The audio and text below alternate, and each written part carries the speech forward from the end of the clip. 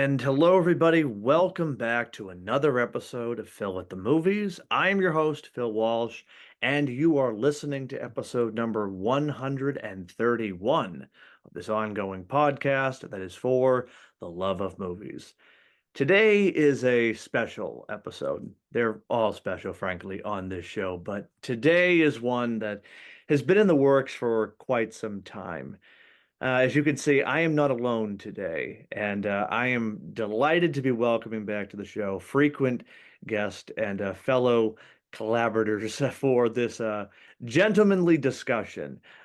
Today is the day. The ultimate final girl question will be decided over the course of this. I guess we'll call it a debate. I think it's fair to call it a debate. It's a lively discussion, a gentlemanly discussion, if you will. And making the case for Miss Sidney Prescott is Mr. Anthony Caruso from Tis the Podcast.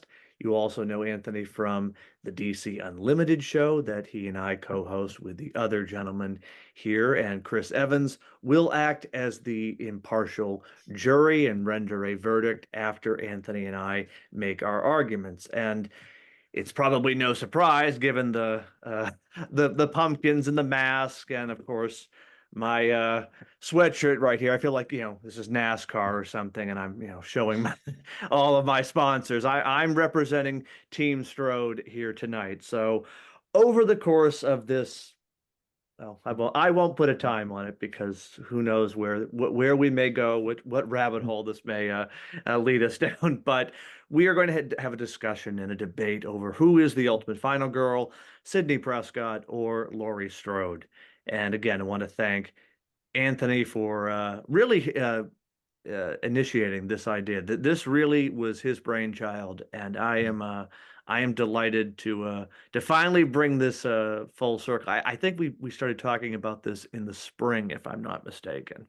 I think it was as early as like April. Yeah. So I've been looking forward to this for months Yeah. now. I am super excited. Always happy to talk to both of you gentlemen. Though I would just like to point out that you said something in your introduction here, Phil, that our friend, brother, co-host here, the Honorable Chris Evans, is serving What's as honorable? impartial judge, and yet he's wearing a hat that clearly shows he favors one side over another. So I hope this game isn't rigged before it begins, but we shall see. Oh boy, we're already starting early, ladies and gentlemen. Just It's like it's bets.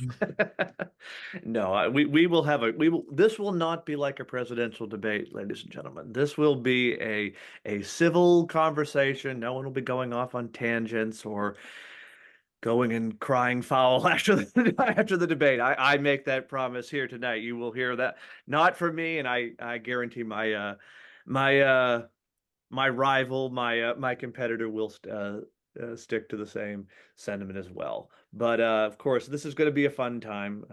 Certainly, a lot of passion in the pre-debate discussions.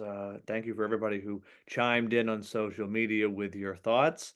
Again, these are our opinions, and so if you disagree and whatnot, again, put down the virtual pitchforks. These are fictional characters after all. I feel kind of funny having to say that now, but then you always have to add that little disclaimer in today's world. But in any event, the way tonight is going to work, Anthony is going to start, and he will make his opening argument for why Sydney is the ultimate final girl. During this, there may be opportunities for an interjection or a rebuttal. Chris also has some questions that he'd like to ask the two of us during the course of the debate, so that will also be on the docket. I will make my argument. Anthony again will have a chance if he wants to, stick a knife in the pumpkin, so to speak, and carve up my argument. That's fine. We'll handle it. It'll be all good. And afterwards, we'll make our cases, make our closing arguments, and then Chris will render his verdicts. I mean, Chris sort of has the easy job tonight. He gets to watch the Yeah. two of us sort of, verbally go after each other and talk about Halloween and Scream. So, in many ways, Chris, you have the best seat in the house tonight. But Well, he yeah, is also allowed to ask questions too if he wants, correct? absolutely, There we absolutely. So, go. Chris, don't be shy. Don't be shy. Well, Anthony, best of luck to you. Let's You have a too. great debate. And ladies and gentlemen, we will now begin the ultimate final girl discussion here at Phil at the Movies. Anthony, the floor is yours, my friend. First of all, Phil, thank you so much for having me. Your Honor, thank you for pretending to show unbiased You're and welcome. being open to arguments and listening to different arguments. I would just like to start out by saying I love both of these characters. Sidney Prescott and Laurie Strode are two of the most incredible characters in horror movie history. Not only that, but I think regardless of who comes out on top tonight, I think most people would agree that they probably are both top three final girls throughout horror history for various reasons. They're both excellent characters. I love both. And I could see an argument, I might even make an argument myself, for Laurie Strode being the better character. However, ladies and gentlemen, we must differentiate between the terms character and final girl. Two completely separate things. Now, Laurie Strode, epitomized what a final girl should be at that time in the late 70s. However, I am arguing tonight here before the world that Laurie Strode walked so Sidney can run and become the ultimate final girl. Now, I'm here to talk about Sidney. However, I'll just say one last thing about Laurie Strode. Laurie Strode is not the final girl you think she is in 1978's Halloween. In fact, the image of the final girl people have in their mind of her doesn't become true until Halloween 2018. And even then, she is not the final girl people like to pretend that she is. Now, Sidney Prescott, however, has been that final girl from the beginning. Let's run through her attributes here. So in Scream, we learn her mother got brutally murdered, and then we learned that her boyfriend and her friend orchestrated this murder and then tried to murder her on the anniversary of it. What does Sidney do? Sidney takes an active role in the demise of her killers. She fights back. She dons a costume. Does she have some help? Obviously. Gail Weathers is another excellent final girl, but we're not talking about her at the moment. That said, Sidney Prescott gets a final freaking shot on both of them. She kills Stu with the television, and she gets the final bullet into Billy's head when he comes back from the dead. Bam! Not in my movie. Survives. Badass. Bloodied. Bruised. But survives. And here's where I think we must give Sidney Prescott credit, especially over a character such as Laurie Strode. What do you want from a final girl? Not only does she get chased by her killer or ultimately beat her killer, but not only does she survive, she goes on and has a well-rounded life afterwards. She is suffering trauma and this mental block from what she went through, but she still goes to college, goes through it again, survives again, fights again, gets the final shot in again. Afterwards, what does she do? Okay, yeah, let's make the argument. She could go into hiding. She goes into hiding for a little bit, but in hiding, she has now dedicated her life to other victims who've been through similar trauma that she's been through. She's taking her trauma and using it to help other women and men move on with their lives. And then she willingly leaves hiding to confront her killer again. This time her brother. This woman can't catch a break. She writes a self-help book. She goes on. And this Scream 4 is where she really, truly goes to the next level, because that here is where she is running right into battle against Ghostface every time. She doesn't wait for Ghostface to find her.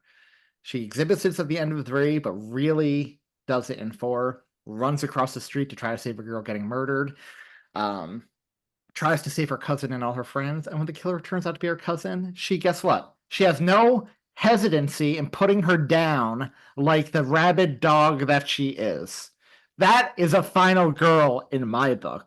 She is not afraid to, okay, it doesn't matter who the killer is. It could be her boyfriend, her boyfriend's mother, her long lost brother, or her cousin. If you mess with her, if you mess with her friends, she is taking you out. And she will always get the final blow. And then in 5, again, after all that trauma, anyone would be a wreck and in a mental institution somewhere. Asylum. It'd be in therapy, constant therapy. What does she do? She's moved on. She found a way to move on with her life, live a thriving life. She wrote a self-help book. She's married. She has children. But she's also Sidney fucking Prescott. Of course, she has a gun. And when Ghostface reemerges and kills one of her longtime friends, she comes down to hunt him down and kill him. And she does. And she's been through this so often, she knows all the tricks. She knows right away when somebody's faking, pretending to be a victim and isn't. She's just the ultimate final girl and has now become a final girl who mentors other people going through the tragedy she has been living her whole life. And that is what sets Sidney apart from Laurie Strode. Her reaction, not only the fact that she is very active character, she has agency. She's proactive. She has agency. And while she has help, she always gets the final shot in against the actual killer. More on that later, I'm sure, when I rebut some of Phil's arguments. But she didn't let her tragedy or this trauma she's been through define her. She found a way to succeed, thrive, and move on with her life while still embracing the fact she is Sidney Prescott. I've been through this. It's going to haunt me. But as she tells the character of Sam in Scream 5, eventually you will be okay, despite having been through it. And isn't that what you want from a final girl? Not someone who is just completely badass. And I'm sorry, Phil, because I've cursed a few times here, but not somebody who's just badass, but somebody who takes that trauma and puts it toward the greater good, moves on, is mentally strong enough to have a life. I think that shows a pretty strong final girl to me. And I think that makes Sidney Prescott the ultimate final girl.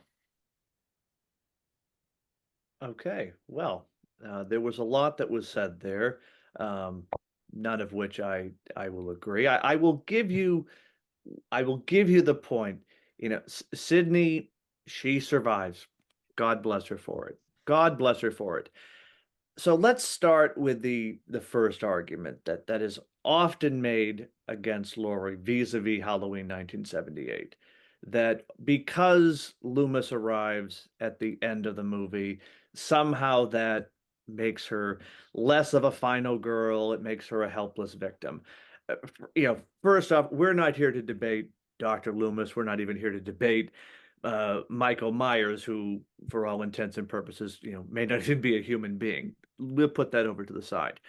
The fact of the matter is, Laurie Strode, much like Sidney in that pivotal scene at the end of Scream, is also rescued. Gail comes to and shoots Billy before he can do her in with the knife. So again, that to me, that is straight out of the Loomis playbook, if you will. And again, if we are going to go down the sort of Halloween Scream comparison, Kevin Williamson has said Scream is a love letter to Halloween. That would make, in that argument, Sidney sort of a copy, if you will, in the best possible way of Laurie Strode. I think there's sort of this feeling that people have. Well, Laurie does nothing in the first movie. First off, that's complete bogus. Laurie has agency in that movie. First off, her main responsibility in that entire film is to protect the two kids that are in her custody, Lindsay and Tommy. And does she keep those kids safe? You bet she does. That is her entire prerogative that night, to protect those kids. And she does. She risks her own life to save those two kids.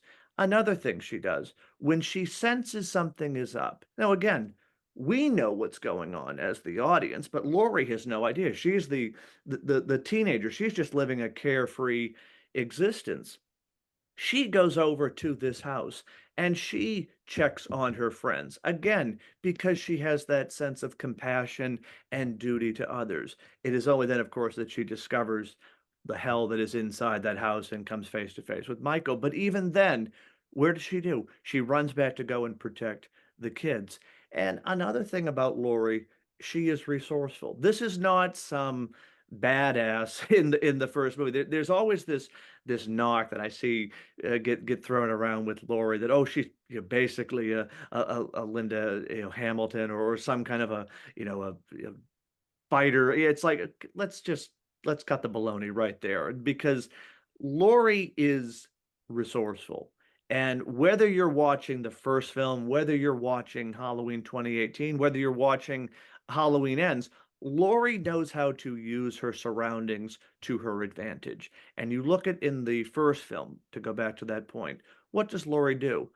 This guy comes at her with a knife. Laurie uses what's in front of her. She takes a sewing needle and stabs him in the throat. Now, I know you're going to probably say, well, she didn't kill him. Again, if we're going to define a final girl by whether or not they kill the monster, then I mean we could start going through a whole list of beloved final girls. Alice from Friday the 13th, Jess from Black Christmas, even Ginny from Friday the 13th Part 2, Nancy even from A Nightmare on Elm Street. I don't hear people, you know, raising, you know, an argument about, oh, they didn't really kill Freddy or they didn't kill Jason, because to me, a final girl is more than just whether or not they kill the monster. That to me is kind of gravy at the end of the day. Whether they, you know, chop the head off or set him on fire, that's again window dressing. I'm more interested in what's the story of this character. What is the perseverance and arc that they are going to take us on?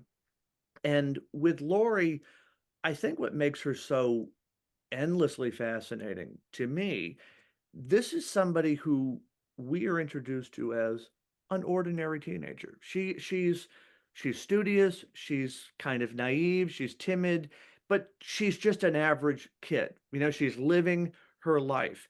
And we're following her throughout that day in the first film as a normal kid.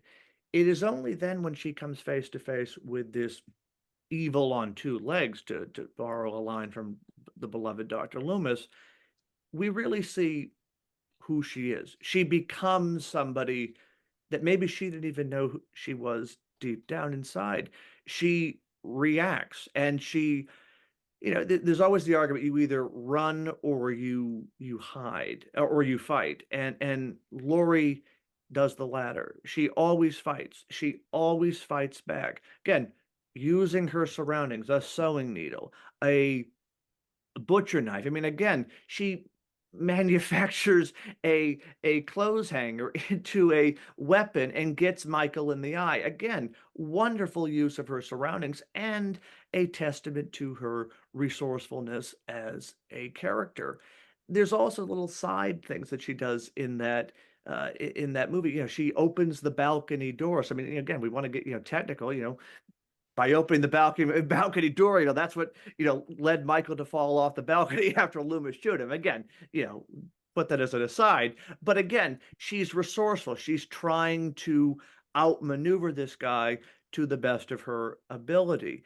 And I think what I look at most important of all, this is somebody who goes through a complete transition from where we find her at the start of 1978 in the morning and where she ends up later that night. Now, some people say, well, she's right there. She's crying. Look, again, put that to the side, because look at what she has been through.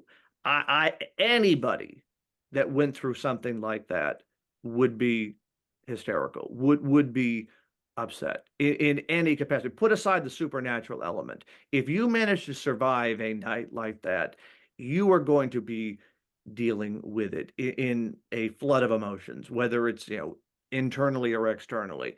And so I don't fault her for crying and just sort of, you know, losing herself in that moment of intensity, because look at what she's been through, but look at also what it has done to her. She has found her inner strength. We watch Laurie go from a timid, almost mouse-like character who is afraid to go and ask Ben Tramer to the dance, to basically knifing a guy in the closet of the upstairs bedroom. I mean, that to me shows a resolve and a strength. And I mean, they always say it's the quiet ones. Well, Laurie is the perfect definition of somebody who has that inner strength that will rise to the occasion when it is called for. And you just look at the rest of the series. Now, I know, again, another argument people are going to make, oh, it's a pick your own adventure with Halloween. And that's part of the beauty of it. But whether you were watching Laurie's storyline from the original films to H2O or with the new trilogy, even though you were seeing different sort of quote versions of that character through different timelines, to me, it is still ultimately the same character. We are seeing somebody resolve. We are seeing somebody who, yes, is shaped by events. There's no denying Laurie went through a night of unholy hell, and it defined her. But at the same time, she is somebody who is always ready. And whether it's in H2O, where yeah, she goes into hiding, much like Sidney does in Scream 3. She does it to go and protect herself. She does it to go and protect her son John, but she's also trying to better her life as a headmistress of a school. So she's trying to find that life, build that life, and sort of create some sense of stability. But of course, Michael shows up, and what does Laurie do? Right into that defensive mode, right into sort of that, Mama Grizzly attitude, if you will. And you see that in H2O, you see that in Halloween 2018. She always knows what to do, and she's willing to fight back, even if the odds are against her. I mean, again, whether you were watching it in 2018 or H2O, when Michael comes back, Laurie is ready, and she doesn't duck from him. And this is someone that goes at a guy with an axe or reconfigures her basement into a trap to put an end to this guy. I mean, again, resourceful person relying on her own ingenuity and wit to solve a situation. And I'll just tie this all together because I almost hesitate to bring up Halloween Ends because I know that's going to get people's, passions flying. But hear me out. I love how when Halloween Ends, we watch a character that decides to move on, has spent their life trying to run from the boogeyman. And even though he is out there, and you can question those creative decisions, but that's for a movie discussion. This is somebody who's trying to move on. This is somebody who's trying to find that person that was there in 1978 before everything went to hell in a handbasket. And I like that we see Laurie trying to reclaim that sense of normalcy and innocence.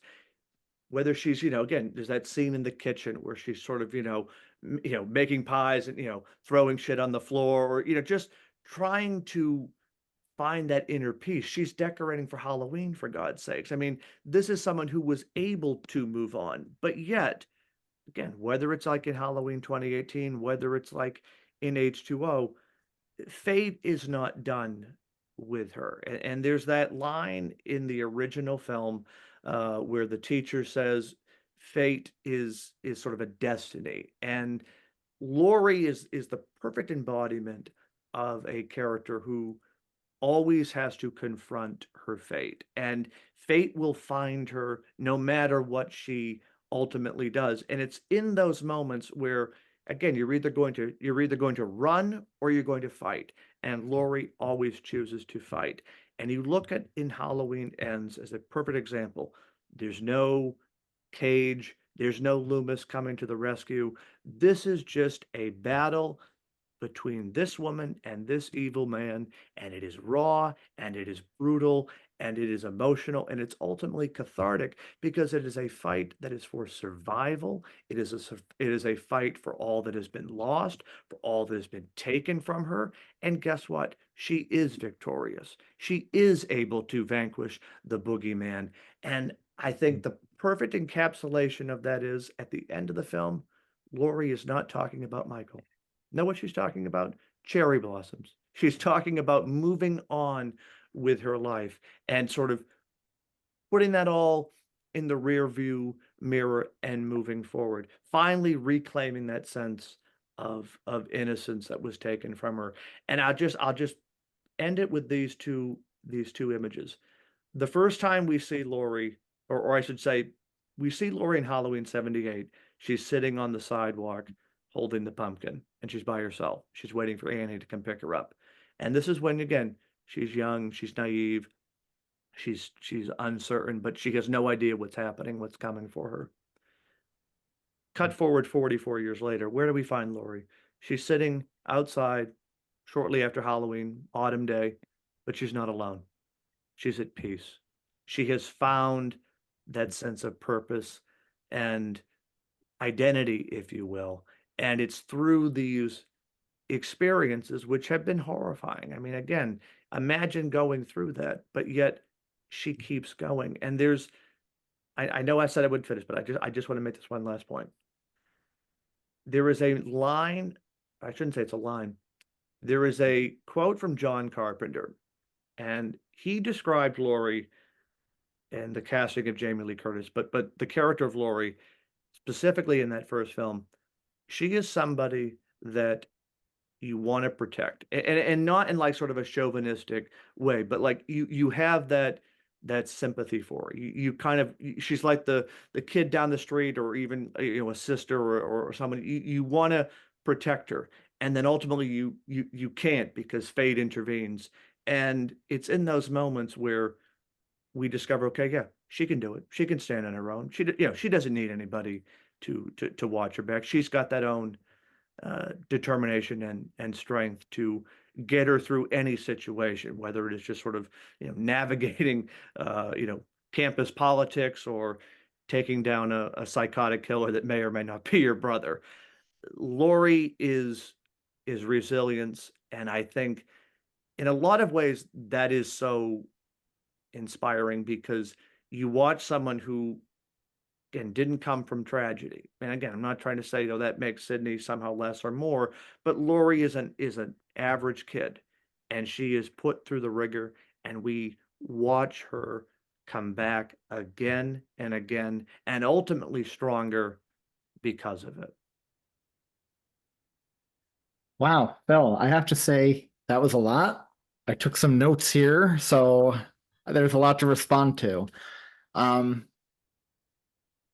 First of all, I want to say regarding Laurie being a normal kid in 2018, so is Sidney in Scream 96.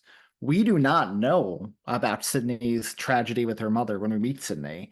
In fact, when we meet Sidney, she is the embodiment of normal teenage girl, coming to school, joking around with friends, light as a feather.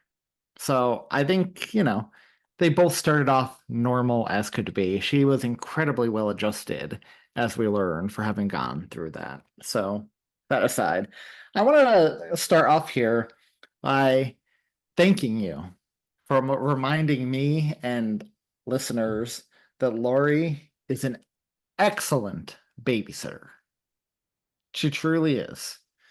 So much so that when she has a bad feeling about what's going on with her friends in the hell house across the street, she leaves the kids alone in the house she's in because she has a bad feeling to walk out and go check on it rather than call local police or a parent or a neighbor or somebody to hang out with these children. But excellent babysitter, truly.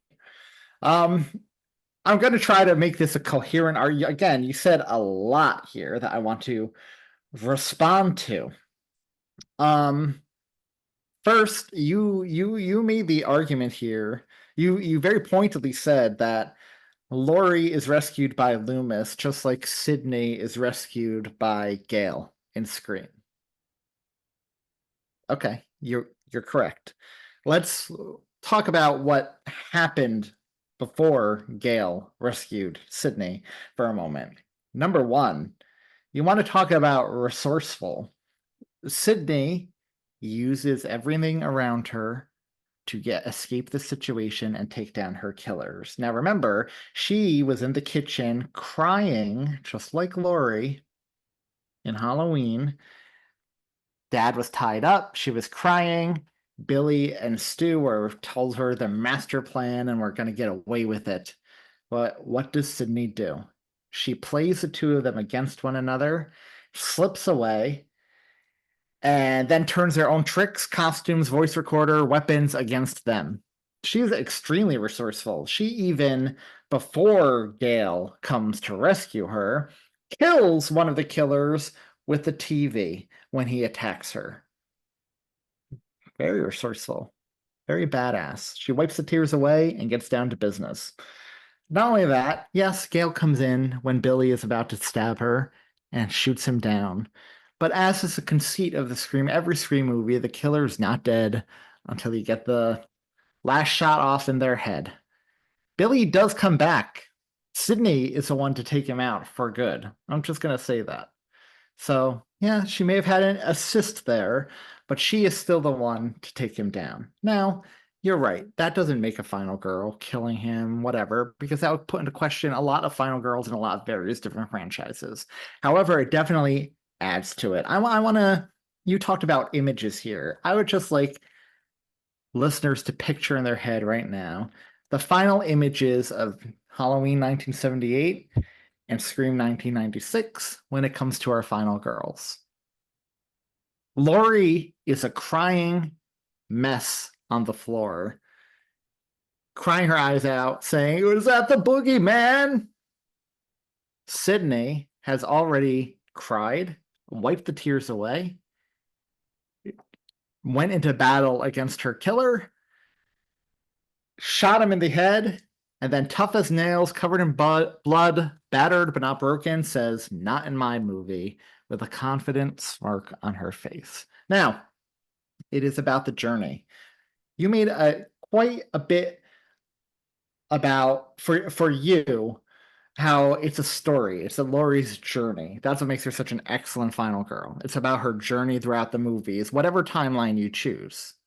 And I would say the Scream as a series actually does their final girl a much bigger favor than Halloween as a series, because it's about the journey for Sidney too.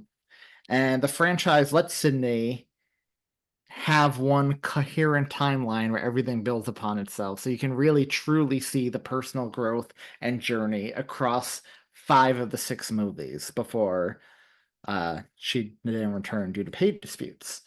But Sidney, of course, found her inner strength, and she goes through a complete transition from normal child who suffered all this trauma in high school and then in college and then after college to loving self-help guru, happily married wife and mother. Long way from the girl who watched her mother get raped and murdered and was afraid to have sex with her boyfriend because of it, to where she ended up. That is a phenomenal transition for a final girl. So let's walk through a few things here. I want to rebut a few things, if I may, that you said about Laurie here. So you're saying she found her inner strength and fought back. She did fight back against Michael that night in 1978. She did. She did what she had to do. But I wouldn't call it heroic. She lets Michael find her and fights back to survive. Sidney, by the end of it, realizes I've been through this before. By the end of her franchise, the last time she appeared in the franchise, let me be clear. I have been through all this before. I'm going to put my trauma to good use and help other people get through it. And you know what? Ghostface returns. I'm going to run right into the fray. But you're right. Laurie found some inner strength in 1978 to survive Michael. But let's walk through the franchise a little bit here. Just some bullet points here that came to mind when you were talking. In Halloween 2, Laurie has zero agency. She is inactive in the hospital the entire time, and Loomis once again has to come to her rescue. To continue with that timeline, Halloween 2018. Correct, she went into hiding just like Sidney did. As she's a headmistress now. And she fights Michael. When Michael shows up at her school, she fights Michael to protect herself and the students left behind. But what kind of final girl lets the killer get the best of her so much that he's able to pull the slip on her and she manages to kill a completely innocent paramedic in the end instead of killing the boogeyman, or at least injuring him so he could survive to the next movie? But let's go to the timeline I know is your preferred timeline. It's my preferred timeline too. 2018, shall we? Let's talk about Laurie's journey from 78 when she, with Dr. Loomis's help, bested Michael. She was so traumatized by that one night, she became an alcoholic. She started sleeping around. She had a child out of marriage, nothing wrong with that at all. But she was so traumatized by the event, she lived her life in fear and constant preparation and had her daughter removed by social services because she wasn't a bad mom, and she destroyed her family. Her family wanted nothing to do with her at the end, except the rebellious teenage granddaughter, and that was more because mom didn't want her talking to grandma. Now compare that to Sidney, who was able to take that trauma she went through, continue to fight her battles throughout her life, get married, had kids, had a healthy relationship, kept her friendships, everything. Just wanted to point that out. Now, Halloween Kills.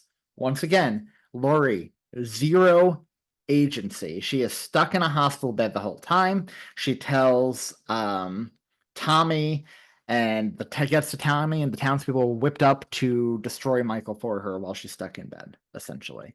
And it's only at the end that she manages to get up and threaten Michael because she realized he killed her daughter.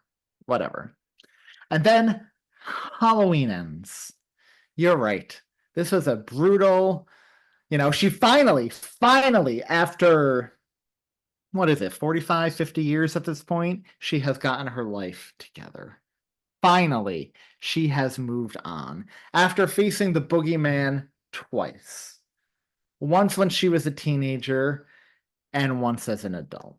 She's finally moved on. She's finally found inner peace. Something Sidney was able to do against her boyfriend, her brother, her cousin, people that would put any normal person into therapy for years, whatever. But Laurie finally got there. And there's a brutal knockdown, drag-out fight between Laurie and Michael. You're correct. And then what happens? What happens, Phil? Laurie, they're about to take each other out. Michael is killing her too, as she has her pinned, and Allison comes in with the assist and saves the day. So yes, Dr. Loomis is gone. Dr. Loomis doesn't save the day this time, but Allison does. Laurie got her closure in the end. She may be talking about the cherry blossoms in the end, but she also has Michael's mask right there on her coffee table, unable to fully ditch the boogeyman. So yeah, you're correct. Laurie fights when Michael comes into her life, but she 100% allowed Michael to control, influence, and destroy her life. She may be alive. She may be resourceful, but he has so haunted her that her life is in shambles. That's not a strong final girl. Compare that to Sidney, once again, who has gone through it more often, more consistently with people closer to her. And she keeps getting up. She's resourceful.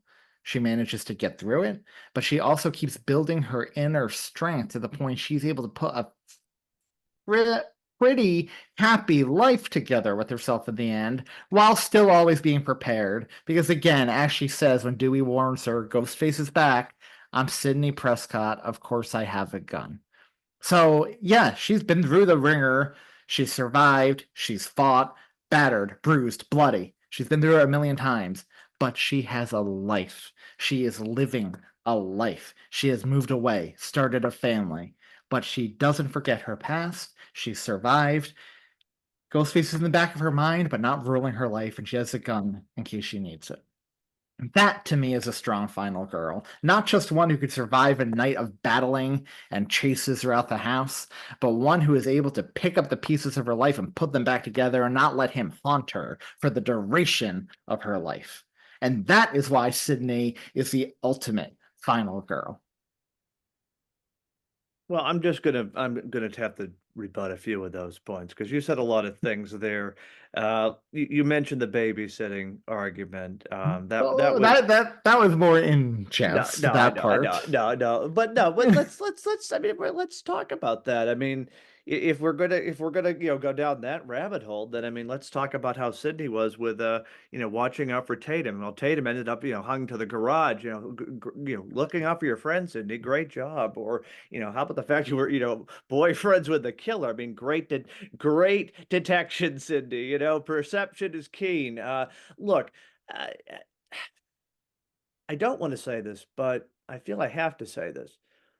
I think when you are comparing these two characters, and again, these are fictional, but to me, you said so much that made me think about Sydney.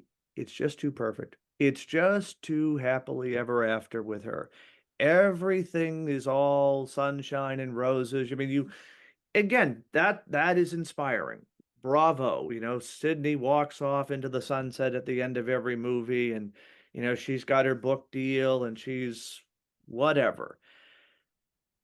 That's fine, and there might be some truth to it, but the fact of the matter is that isn't real life. That like Sydney is in many ways almost coming off like a movie character as opposed to somebody who has endured unspeakable trauma and horror. And again, I suppose, trauma affects everybody differently, but it's all just sunshine and roses with Miss Prescott. And to me, that's fine, but that doesn't really speak to her resilience or her to her strength. There's always the canned line like, "Oh, I'm Sidney Prescott. I have a gun." I mean, that's not going to hold water for me. That's not going to carve this pumpkin. I want somebody who is determined, who is resourceful, and yet is dealing with their pain in their own way. And it may not be the Sidney Prescott way. It may not be, all happy talk, but at the same time, it doesn't make Laurie's any less impactful or insignificant. Uh, I think to put a finer point on it, I really do think that Sydney is a poor man's Laurie, and some people will be upset by me saying that, but I look at it. Laurie is the template. Laurie made it possible. You said it. Laurie crawled so Sydney could walk, and walk she did. The first film is pretty much an emulation of Halloween. Right down to the movie playing in the background, so you're kind of getting beat for beat moments from the 78 film. To me, Sydney's story, it ends really with part two in a lot of ways. To me, it kind of feels that everything that comes afterwards is just sort of rehashing and rehashing and rehashing. Whereas with Laurie, we're going on a journey. And again, whether you're watching timeline one or two, and in hell, I'll even throw in. I mean, I never thought I would do this tonight, but I'll throw in Scout Taylor Compton. No, I mean, but the point is, you're watching a character go on a journey, and you're watching a character end up somewhere. And like for Sydney, it's kind of like after two, like okay, where does she go? What happens to her? Like, you talk about, Scream 3. Well, she's basically forgotten for half of that movie. She's up in the mountains, seeing images of her dead mom. I mean, okay, that's fine. In Scream 4, she's got her book deal, but again, like, what's up with Sidney? I mean, even in Scream 5, like, okay, Ghostface is back, but she's only there, off on the periphery. But then, of course, it takes Dewey dying for her to come back. I mean, could honestly say she's responsible for Dewey dying in some ways. If she had come back there and actually, stood up and tracked the guy down, Dewey might be alive. I mean, I know I'll get flack for that one, but like, I don't see her necessarily as this, you know, pillar of strength who's just like, you know, look at me, I'm tough as nails every 5 minutes. I mean, it's sort of like, well, after two, where does she go? Like, what happens to her? Like, even in Scream 5, like, she gets, taken down by, a couple teenagers. I mean, and is, I don't see her, knocking off any of the ghost faces of that movie. And again, we've established that, taking down a ghost face doesn't or taking down a killer doesn't make you a better final girl or not. But she just kind of does something. So I mean, it does nothing. I mean, in many ways, that's, you say Laurie just is in a hospital. I mean, there's a lot of times where Sydney's just sort of, sitting there doing nothing. I mean, I think even in Scream 3, I mean, Dewey's the one that finally takes down Roman after, Sydney, stabs him. Roman pops up, and, Dewey's the one that has to shoot him. And so it's, kind of, it's a, there are character moments, and by that I mean sort of quote unquote character moments. Sydney never feels real to me. She feels like she's a caricature of a final girl, if I can put it that way. Whereas with Laurie, yes, you could argue, well, she was the first, so there's that bias. But Laurie, to me, even when you see it in the extremes of, say, Halloween 2018, she feels like a real person. Again, we may not like it, and it may be upsetting, but like the fractured relationship with her family, I mean, that's something I think anybody, probably can relate to, or at least, knows of situations like that. That's a very real situation. Laurie's battle with alcoholism, or just her, her paranoia. I mean, those are all very real uh, experiences and emotions. And yes, they define her life. They define her life for a point, but ultimately, she finds that strength. She doesn't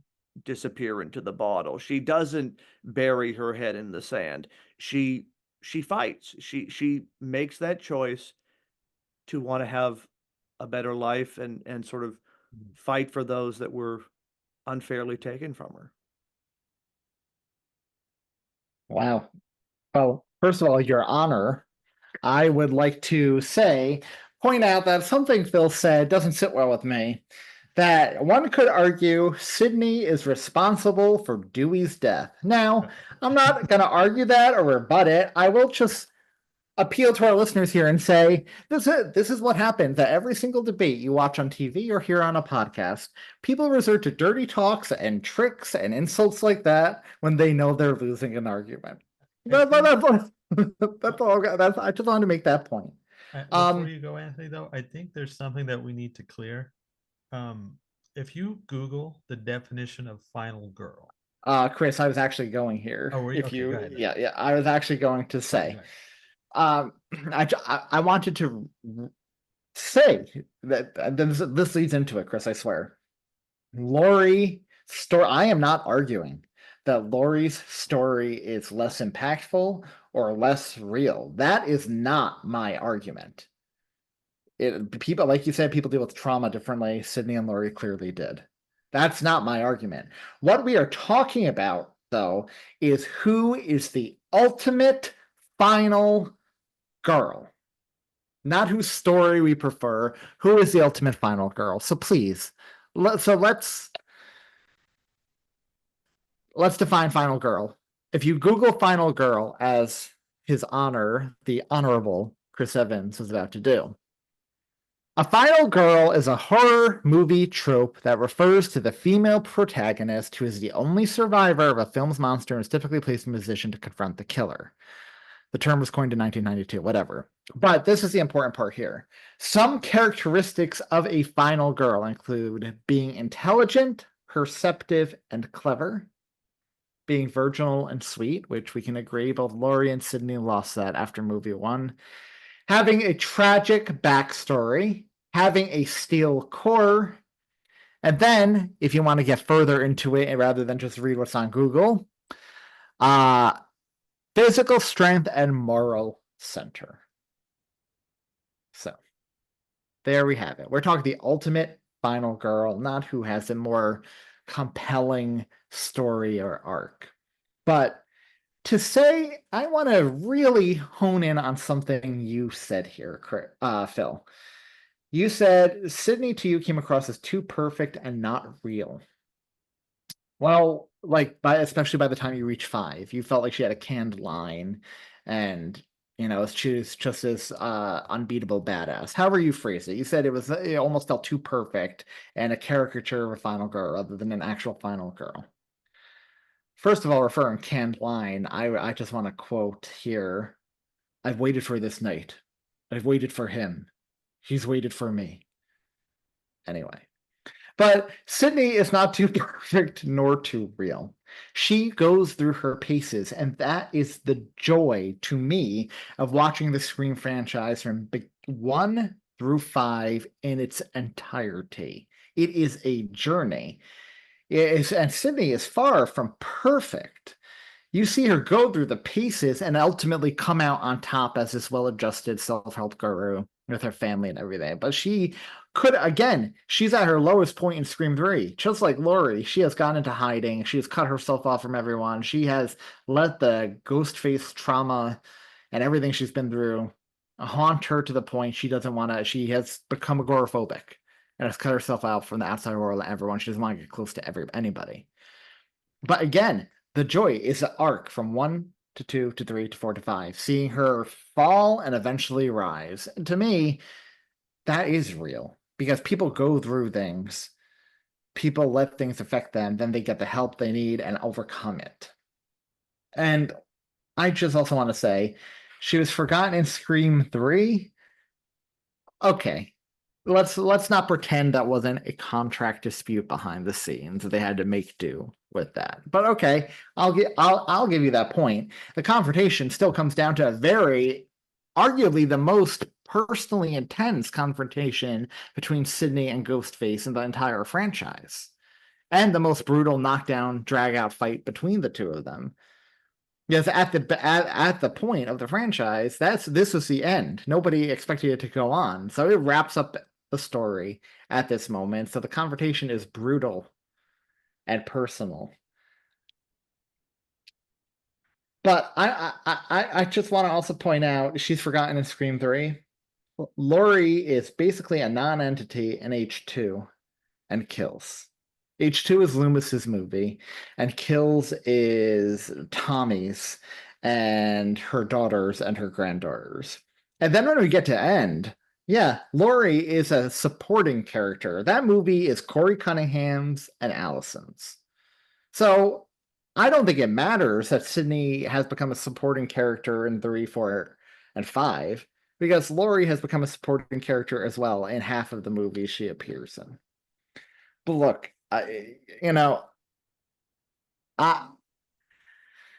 feel like ultimately what this comes down to is personal preference, as most art does. Whose story we personally prefer. That's what we're arguing here. We're arguing who the ultimate final girl is, but both of us seem to be focusing on their arcs and which arc we prefer here. I'm not saying we're going in circles. This has been a fascinating discussion and debate here, but I'm almost curious to see if Chris has questions for us. But I will let you rebut that, and then we can go to Chris if you want. But I'm curious to see what Chris questions he has for us. No, I think questions would be fine. I think questions would be fine. I'm Okay. sure I will get a rebuttal in with a question, but go ahead, Chris. So you guys have both made some great arguments here, and like I said, I wanted to hear both of them. Um, but this is some you guys did not mention so far, I think. And we'll go to Phil first since you just had Mhm. okay, Phil and then Anthony. Which film displays your candidate at its strongest in your opinion? Like if you had to make your kind of your argument with one film and one film only, which one would it be? Oh, that's a great question. I would I would make the case that Halloween Ends is the argument because that is the situation where we see Laurie again, not to repeat myself, but we see Laurie attempting to move on.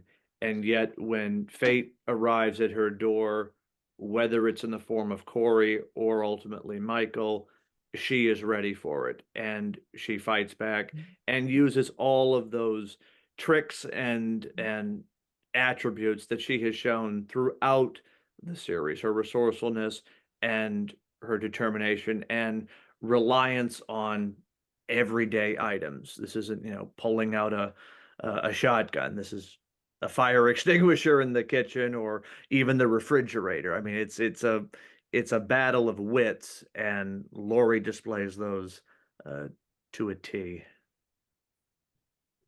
Okay. Anthony, what's the one film for Sidney?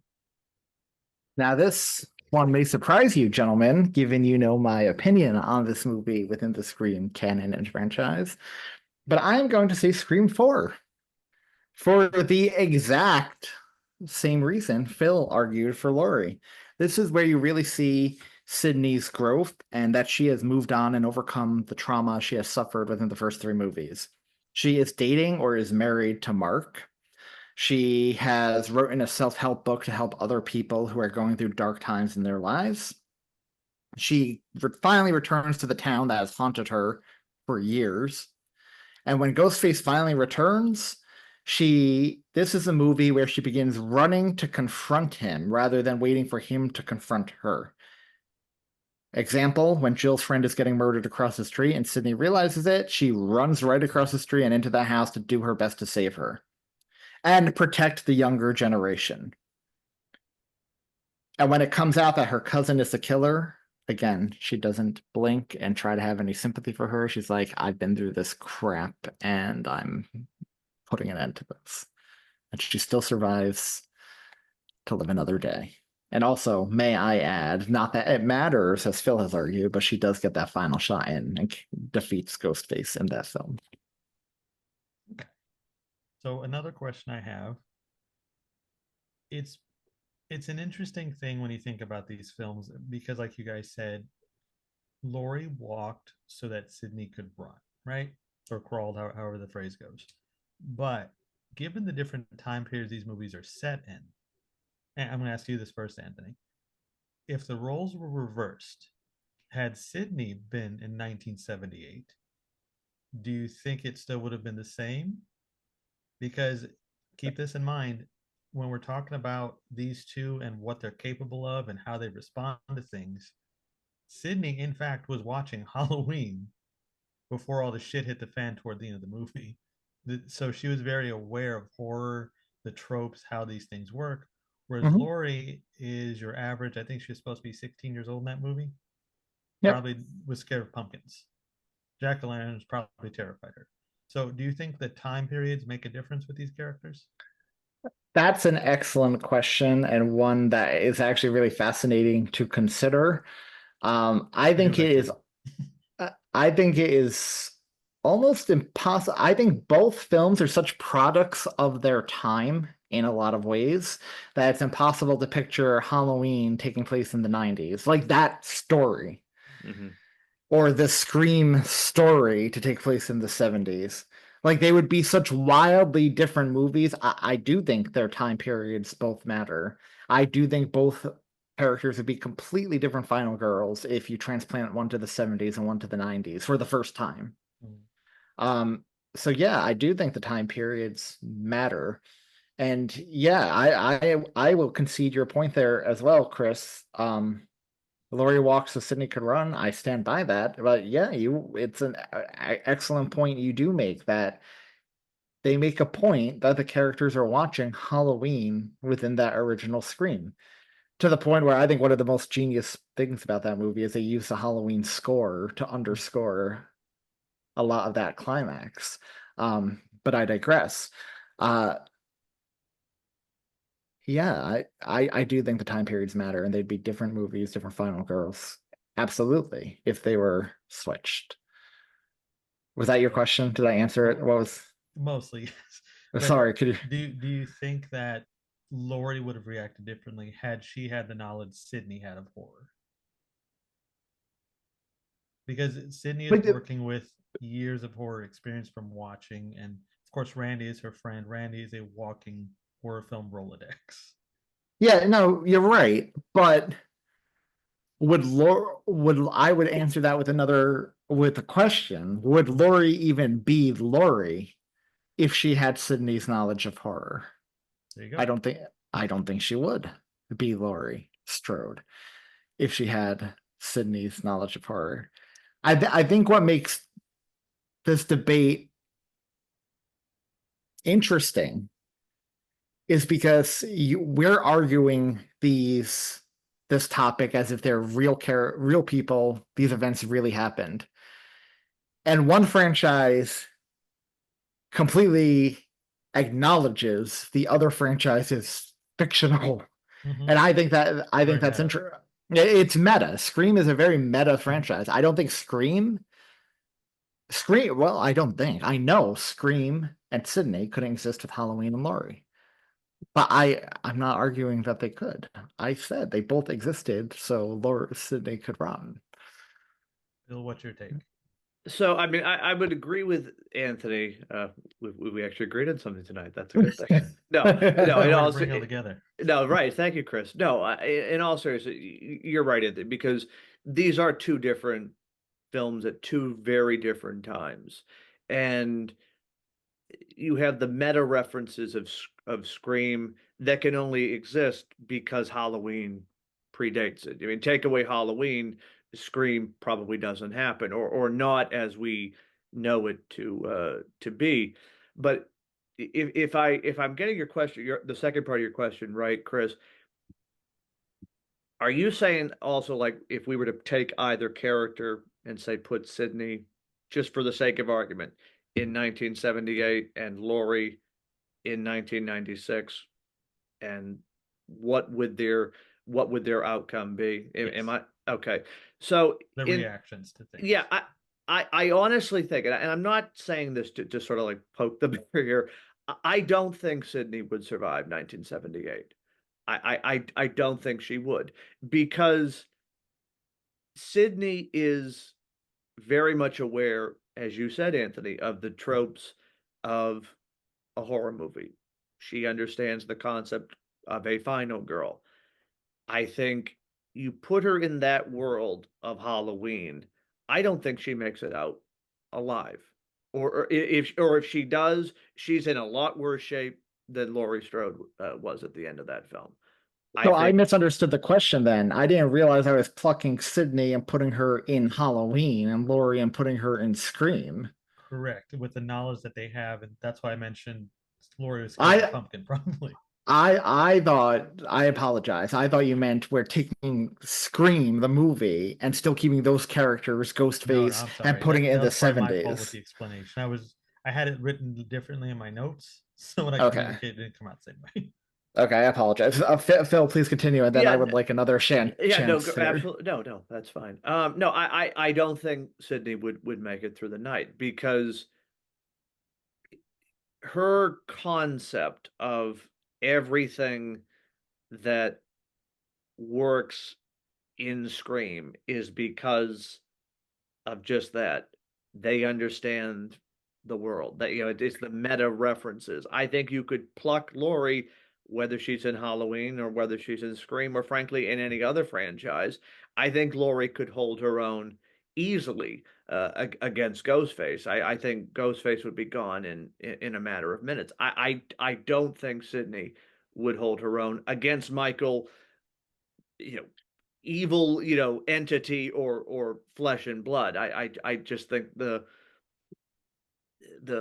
they're not transferable in that way because one is so clearly linked to sort of what has come before and sort of the world of horror movies that uh, the transition just would not work, in my humble Anthony? opinion. Um, sure. So it's definitely an interesting question to think about. Now, are we just plucking Sydney and putting her in that world, or is Randy going there too? Just Sydney. If you would take Sydney and put her with Laurie's friends, so she's got Annie and the rest of them, though that's her group. We're only Okay. plucking the final girls. I do still think she would survive. And I will tell you why, because she is using even without Randy, right?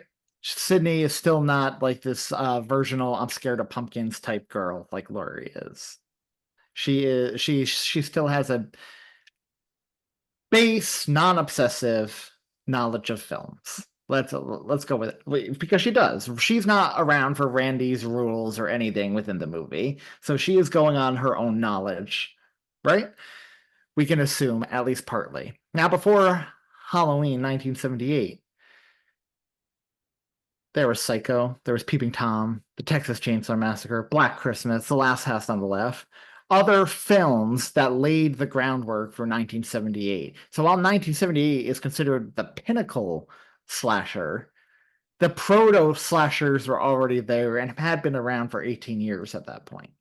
So I think Sidney, if we are making the argument, which I'm still not convinced by, that I'm not 100% on board with, but I'll go along with it for sake of argument. If we're making the argument that Sidney only survived because of the meta nature and had knowledge of slasher films and Halloween in 96, well, she would have had at least 5 major proto slashers that were quite famous, and she probably would have seen with or without Randy that what she could have utilized to survive. I think she is. I think Sydney is tough as nails and has that grit. And while Halloween, the existence of Halloween as a fictional movie within the Scream universe definitely aided her, right? The movie knowledge. I think personality wise, she still would have survived and found that fight in her. I think it probably would have gone now, admittedly, almost the same way as Halloween did, where Loomis comes in and does the final kill. But I do think Sydney would have put up the fight and held Michael off until he got there. That brings me to the final question I have for you guys, and then we can continue however y'all want to do it. But it's good you mentioned Loomis because, and I'll go to Phil for this one first. Laurie has Loomis through some of the films. There's really 2 of them. We're not going to count the zombie ones because we don't need to. But if we just go by those 2 films, she has Loomis. The other one, she's basically on her own. H2O. Well, we kills, yes. You guys are right. Okay. It's Tommy's. But is it safe to say that Gail is Sydney's Loomis?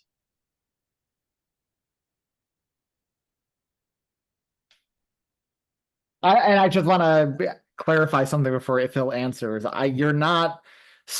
You're saying in theory she's always there to help her. You're not saying she's iconic as Loomis or as tough as Loomis or anything. You're No, just no, no. saying, yeah, okay. She is there as the Loomis type, if you will. I just wanted to clarify that The for Robin to Phil her because I Batman. know Phil loves Dr. Loomis and I wanted to make sure he wasn't going to hurt himself here by assuming that you were comparing Gale and No, Loomis. he knows. Yeah, let's know Loomis, to paraphrase, no Sharon Stone line. I think that is a fair point.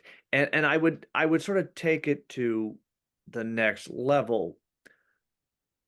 Sydney is always in a surrounding with other people in her final confrontations with a ghost face. whether it is in Scream 2. It's her, Gale, and Cotton versus Mickey and Mrs. Loomis, conveniently enough. No relation. Scream 3, again, Gale and Dewey are with her. Scream 4, Gale and Dewey are with her.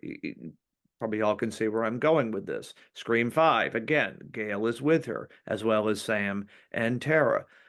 Laurie is the only one who ever goes mano a mano with her killer in enough films. Whether you are going in Halloween, H2O, whether you are going in 2018. Now I know you're already going to come at me and say, "Oh well, Karen showed up and Allison," but like for the majority, if we're talking, 99% of it, it is Laurie versus Michael, and you really can't say that with Sidney and Ghostface, with a semi exception of Scream 3. But again, as I mentioned earlier, Dewey is the one that has to come in and ultimately finish off Roman. So if I'm getting your point right, your question right, Chris, I think it's fair to say that Sidney is constantly surrounded by others and has her Loomis, if you will, in her corner, much more than Laurie. I mean, again, after Halloween 2, Laurie and Loomis never see each other again. And even in Halloween 2, their exchanges are very, very limited. I mean, for two iconic characters, they actually have very little screen time or interaction. But I mean, that's an aside. But yeah, I think when it comes to the support of others, Sidney is much more likely to have people uh, backing her up and sort of, bailing her out of a situation than Laurie. Anthony? So to answer your direct question, is Gale Sidney's Loomis? No, Dewey is. And Gale is the final girl, another final girl in her own right. But that's a whole nother topic for another time. I think Scream is unique for having two final girls, frankly, like the franchise. But again, topic for another time. That's not what I'm debating here tonight. But no, to answer your question, Dewey is Loomis, and you could argue Dewey and Gale as a pair or Sidney's Loomis. Sure, Sidney is surrounded by people in the climax, but let's not that does not undermine anything she has done. She fights Billy and Stu alone for a nice chunk of that climax and kills Stu alone. By the time Gale shows up, they've been going at it for a good 10-15 minutes at this point of screen time alone. And then let's not forget, Gale may be there and Randy may be there at the end, but Sidney still gets that final shot in. Again, Scream 2, Mickey and Mrs. Loomis. Sidney uses her ingenuity to get Mrs. Loomis to take out the one killer. But then she and Mrs. Lewis go mano a mano for a good bit at the end before Cotton shows up. Phil graciously acknowledged that Sidney was locked in a room with him alone and confronted him for a while by herself before Dewey came in. Jill, sure, surrounded by Gale and Dewey at the end, but she gets the final kill in. She fights Jill herself. Like, it doesn't matter in these movies, other people are present. It's still Sidney who's the survivor, Sidney who takes them out. And Phil, I want to thank you as well for being fair here about Laurie. Because you're 100% correct. Laurie is on her own for most of 78 before Loomis shows up. But let's look at H2. Again, they don't interact much, but that's because Laurie is barely in the movie. She's immobilized in a hospital bed most of the time. She has no agency, and that is Loomis's movie. And then when we get to 2018, sure, Laurie went mano a mano with Michael, but as you once again acknowledged, Karen and Allison were there, and they were really the ones who got they were the ones who got Michael trapped at the end. Laurie didn't need to be there at the end. Karen grew up in that house. She knew what that basement was. If Laurie fell off that balcony and died, Allison and Karen still would have Allison and Karen still would have defeated him. Kills, I think we acknowledge was really Tommy's story and Al and Karen's story. So I'm gonna skip over kills here. But then ends, yeah. Again, Laurie went mano a mano with Michael, but Al just showed up in the end. So yeah, Laurie and Sidney both went mano a mano with their killers, but ultimately were surrounded by other people in the end of the climax. So that's my argument there to that. That's my answer to that question. They're very similar in that regard. They both go mano to mano with Michael and Ghostface while other people are present. So yes, Laurie has Dr. Loomis, Gale, Sidney has Dewey and Gale.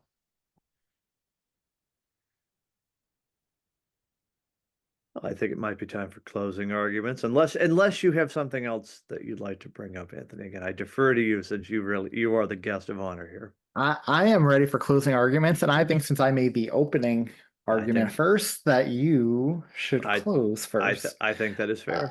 I would just like to ask before we get into this, Chris, did any other questions come up with any of our other answers? Did you think of a spark, anything? You have any other questions or concerns you would like us to clear up before we go into closing argument? No, I think you guys did a wonderful job of articulating your points. So I think closing arguments, and we'll see where it goes. Chris, I will say that as a compliment because, as you know, as we have both acknowledged on DC Unlimited, neither of us want to follow Phil when he talks. Yeah, No, we so do not. I take that as a highest compliment that you said we both did well in articulating our points. Well done, gentlemen.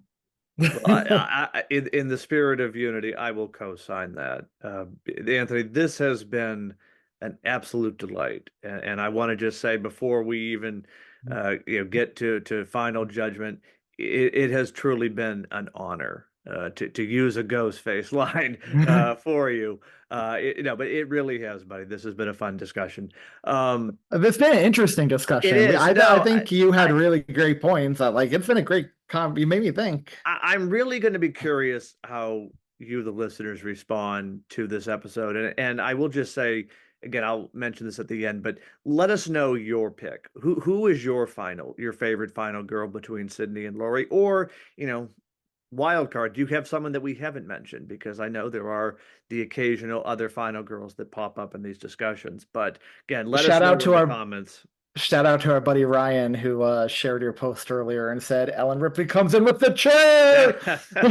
Well, you never. I was half expecting something like that to have a third act twist, but no. I will say this because ultimately, yes, Anthony is correct. These are our opinions. These are our defenses of these two characters, and ultimately, we're articulating our preference of arcs or storylines, what have you.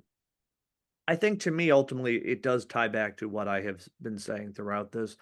I look at the bigger picture here. If we were talking about going, mano a mano with a ghost face, or who kills their villain at the end of every movie, like I've said, that is gravy. I am more interested in what journey this person is going through in each individual film. And I think Laurie has the stronger arc, whether it is just in one film, as I mentioned with Halloween 1, or whether it's in Halloween Ends. We are seeing a character go through a transition and ultimately becoming something more by the end of it. And it's that pillar of strength and resilience that exist in Laurie that I think we can use in our own life. And that's damn inspiring. And I will just end on 2 points. Number one, there was an interview done with Jamie Lee Curtis a number of years ago where she mentioned she was at one of these fan conventions doing promotion for Halloween 2018. And there was somebody in the audience who, during the Q&A period, stood up and didn't have a question, but thanked Jamie Lee for playing Laurie Strode. And, this is the point she's heard many, many times, and she expected it to be the usual fanfare. What ended up happening during this discuss or this question that kind of turned into someone telling their life story? This person went through maybe not a carbon copy of what happened to Laurie Strode in 1978, but had a similar situation where their life was threatened, where they were under attack. And what did they do? This person didn't run and hide. This person remembered the character of Laurie Strode in the movie Halloween and remembered her resilience, remembered her resourcefulness, and used that to ultimately get through this incredibly terrifying situation. And the response for Jamie Lee Curtis, obviously she welled up with tears, but that is Laurie Strode. That is the power of this character. Somebody who can inspire somebody in their own life. Now, I mean, you might say, well, that's, a sweet sob story, but I think actions certainly speak louder than words. And if movies, and people know this on this show, movies can impact our own world, our own life, and something we see on the silver screen. I mean, who would ever think it could have that kind of a takeaway? So I really look at it as what are the lessons that can be taken and inspired from these movies? And I think Laurie has that in spades. And I will just close because I said I had 2 points. We've mentioned it. Laurie crawled so Sidney could walk or run. Damn right. Laurie is the template for the final girl. And I mean, to quote Sidney Prescott, don't fuck with the original. Well, I would like to quote Scream as well in response to that story you just told, Phil. Life imitates art, imitates life. And movies don't create the psychos. Movie makes psychos more creative. So I feel bad that, this guy had to resort to taking a lesson from a movie because some psycho broke into his house. But that story could easily have been applied to any final girl. This guy's just a Halloween fan. He saw that movie, and that's fine. I'm not taking anything away from it. But I mean, yeah, I just want to. I just don't think that has any bearing on the argument. That story, because it's what you're a fan of. If that happened to me and I had never seen Halloween, I could easily have told the same story about any. I don't even have to have seen Screen. I could have said, "Oh, Nancy, you inspired me. Heather Langenkamp, you inspired me as Nancy." I think that could apply to any final girl. You could insert that story to any final girl, and I'm glad there are not more people who go through that trauma to thank all these final girls at conventions. But that's neither here nor there. I'm gonna second echo something you said. This really does come down to personal taste and personal preference, and I would just like to talk about some of my personal preferences here for a minute before I launch into my final argument. Halloween is my favorite horror movie. Halloween features my favorite slasher. Laurie is one of my favorite characters of all time. And I think you and I, Phil, can both agree that both franchises are great and both have fantastic final girls. Both are fantastic characters. We are arguing, this debate was about who is the ultimate final girl. And you're correct. Laurie was the original. That doesn't make her the best or the ultimate. She walked so Sidney can run. Phil, like Phil, for me, it's about the journey they go on in each individual film. And I think Sidney had a great, clear beginning, middle, end journey in each film. But also what makes her so special is what makes the Scream franchise in general so special is we got her throughout the entire franchise minus one movie. It wasn't just an individual journey in each film. It was an overarching journey that helped her become the ultimate final girl. And that is rare in horror films. It's rare you get one final girl in that many horror films and can see that progression. And that helped cement her, in my mind, as the ultimate final girl. Because not only does she have an interesting journey in each individual movie, but her overarching journey where she goes from 1 to 5 is fascinating to me and so interesting and inspiring to watch. And I want to take into, I have one note here on Sidney's resilience. Sidney's resilience to me is inspiring and far more inspiring than Laurie's. Laurie's may be real, like you said, Phil. Alcoholism, they went down the dark path with her. But Sidney's resilience over the whole franchise makes her the ultimate final girl in my mind. She shows that you don't have to, you can be knocked down and get back up and fight back and get back up over and over and over again and still not let your past or the trauma or the darkness you go through define her. You can find a healthy way to cope with it. It's still a part of you, but you can still live a good, happy, positive life. And that's what Sidney's story showed me. And that's what you may say it's not realistic, but I think that's a damn inspiring message for our final girl. She's not just physically strong. She didn't just put up the physical fight against the killer. She can show you can still have a life and get past it. And that's what makes her the ultimate final girl in my mind. Well said. Well, that was a lively discussion. I have to say that was a lot of fun. Now we arrive at the point where Anthony and I have made our arguments. We have made our case, and it is up to the impartial juror, the judge, if you will, to render his decision. He is the scarecrow, if you will, of this kangaroo court, and we will defer to you now, Chris. I do love Jonathan Crane. I gotta say, there was a lot I agree with, a lot I disagreed with on both sides of this, actually, and a lot of great points made that I hadn't even considered on both sides. And I also want to reference a tweet. This did not sway my opinion at all, but I think it was just a good point. It's from a good friend of mine, Jake Lane, and it's what's even more interesting about the debate, is that I think Laurie would wipe the floor with Ghostface, but I think Sidney would be a goner against Michael. Love them both, but Laurie's story is deeper, especially with recent trilogy making her the ultimate final girl. So I'm leaving my opinion out of this, really, like how I feel about them. And I'm just going by what you guys said. They're pretty much even.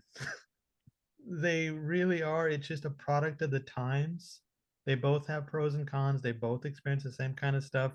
One has a Loomis and her family. The other has her adopted family.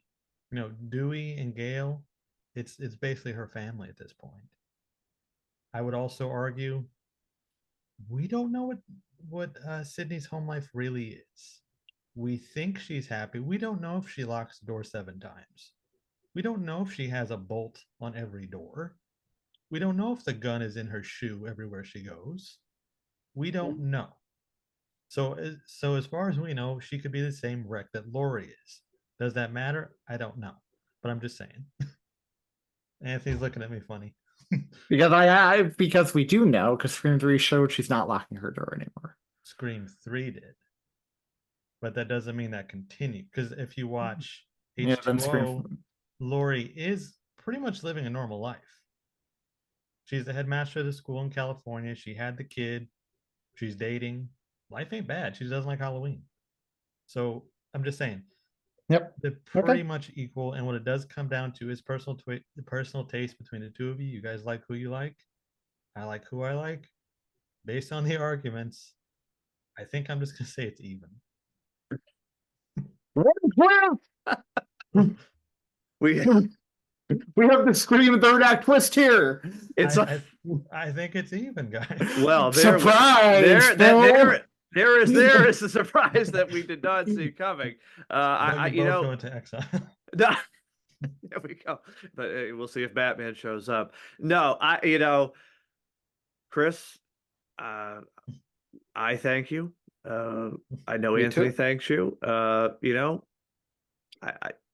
I think that was a fair judgment. I really do. Honestly, I will say I really I thought Anthony might have had the edge. I really did. Again, I'm not, saying that, because it's, I want to appear humble on my own show. No, I just like, I thought you did a very good job. But it's, yeah, I think it is. It really is it is a matter of preference. And it's, You can't it's, have one without the other. I well, think they are that's the thing, too. very well. I think that's interesting when you look at the histories of the franchise. You can't have Laurie, you can't have Sidney without Laurie, but Scream really influenced H2O a lot. They became a dog chasing its own tail, like a circular snake eating itself, the two Don't push franchises. it. All I'm saying is, I think, Chris, regarding your judgment, I think when you come down to it, I think we can both all agree. Again, it's like I said during the debate. I think most horror fans would agree they probably are the two strongest final girls in horror They're history. 1 and 2, I would say. yeah. Yeah. If I would throw my own opinion into the ring, they are 1 and 2. Yeah. Yep. No, I think that's a fair point. Again, this is. I'm curious to know you all, the listeners, because this there is a lot of passion when it comes to these two characters. I saw it in the comments on on Twitter and whatnot. So I'm expecting there's going to be a lot of discourse and discussion in the comment section that follows. And I want to know your thoughts. I know Anthony wants to know your thoughts, and Chris does as well. So please sound off. Who do you think is the ultimate final girl? Of the two arguments, who do you think swayed, made the better case? Or are you, with Chris and calling it a dead even? So I mean, there's the twist of the night. I have to say, this you couldn't have written this better for this show. I have to say, but in any event, I want to just again thank both of you for being a part of this discussion. Anthony, I'm glad that we were able to finally do this. I think we should try to make this a yearly event of some kind, whether it's I like it. Another topic, perhaps. Maybe we'll debate, Scream 4 versus, Halloween 8 or something. Really, I'll punish myself if you want to punish yourself. Chris, you can set that one out. I will. Yeah, no, I don't blame you. Out on that one. But in any event, before we sign off, gentlemen, where can folks stalk you in the best and nicest possible way on social media? Chris, why don't you go ahead first? You guys could just follow me on Twitter at thatchris70. I do a bunch of different stuff, and you can find it all there. Perfect. Anthony?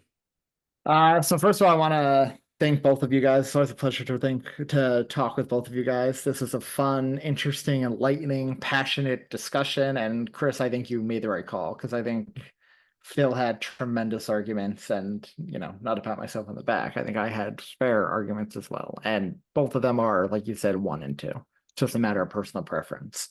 And I also want to echo Phil and say, please chime in on social media, especially those of you who would pick Sidney, because I saw a lot of Laurie comments, but besides my man Anthony, my great name, buddy, not a lot of Sidney love out there. So, I know Phil, I know, since we can see impressions, the post got a lot of traction on social media. So, Sidney lovers out there, if you exist, chime in. Especially, I'm curious to see who you are and how many of you they are.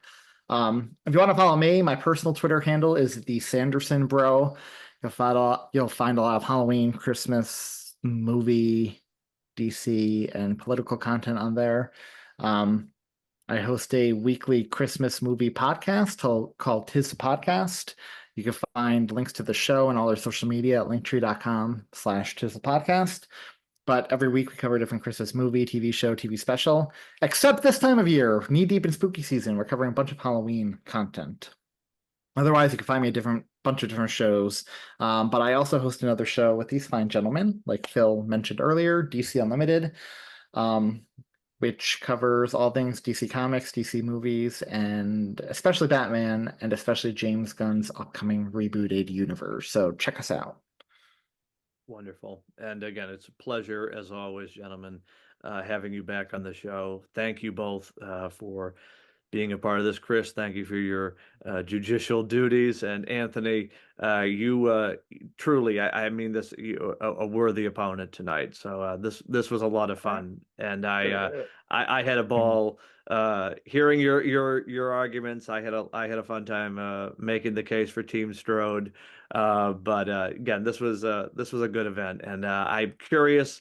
Everyone, sound off in the comments. Let us know your thoughts, and while you're at it, throw up your top 5 favorite final girls, because I'm always curious to know where people go beyond Sidney and Laurie, because Chris is right. They really do end up being one or two for most people. So I am curious, who else would you put on a Mount Rushmore plus one, if you will, of Could we final girls? bef- can we just go through that real quick, Yeah, just off the top of your yeah, head? we can do it. Yeah, I'm why curious what you not? guys think. Chris, do you want to go first? No, I'm thinking that's a good question. I got to think about it. So, I mean, for me, I would say, and this is no surprise, everybody, Laurie is number one for me. I think that probably could have called that one. Um, Laurie is obviously number one. Number two for me, and again, everyone put down your virtual pitchforks. I do have Sidney in the top 5, so we could rest assured Sidney will be mentioned. But another one for me, I really like the character of Jay from It Follows, played by Micah Monroe. I think she is an underrated final girl in honestly one of my favorite horror films. So she would definitely make the list.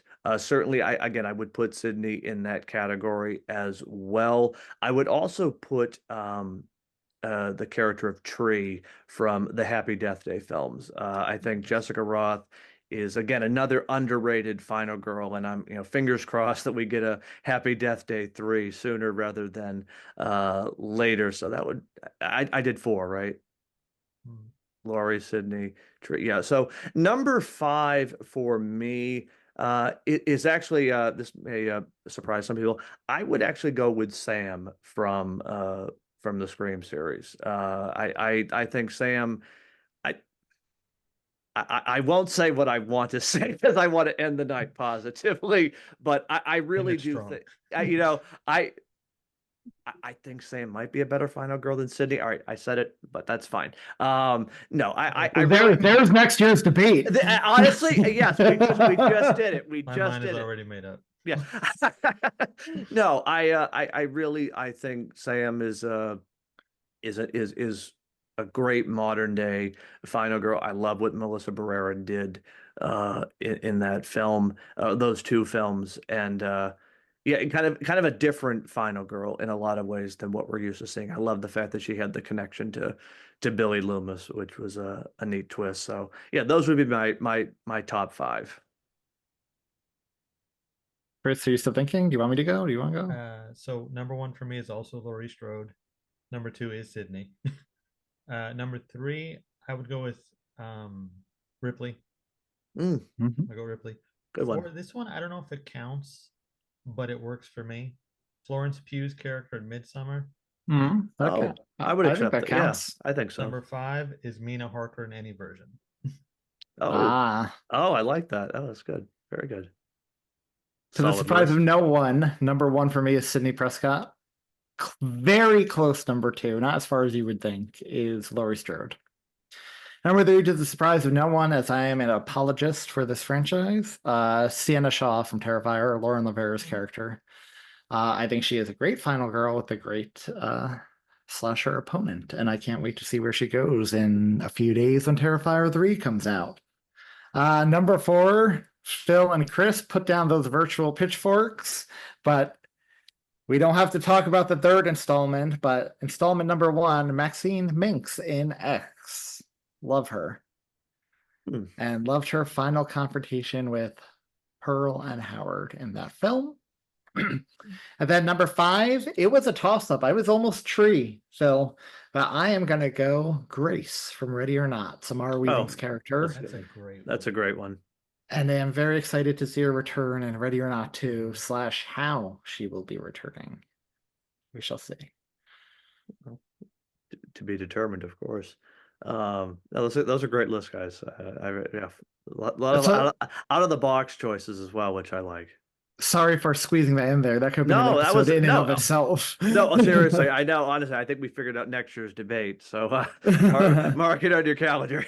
Yeah, and again, put down the virtual pitchforks, everybody. This is all in good fun, and these are fictional characters. Again, it's sad I have to keep saying that, but this is the world we live in 2024. But on that note, gentlemen, thank you as always for coming back on the show. And Anthony, again, this was a wonderful and entertaining discussion. Absolutely. That does it for me today, everyone. Thank you as always for tuning in or watching it on YouTube.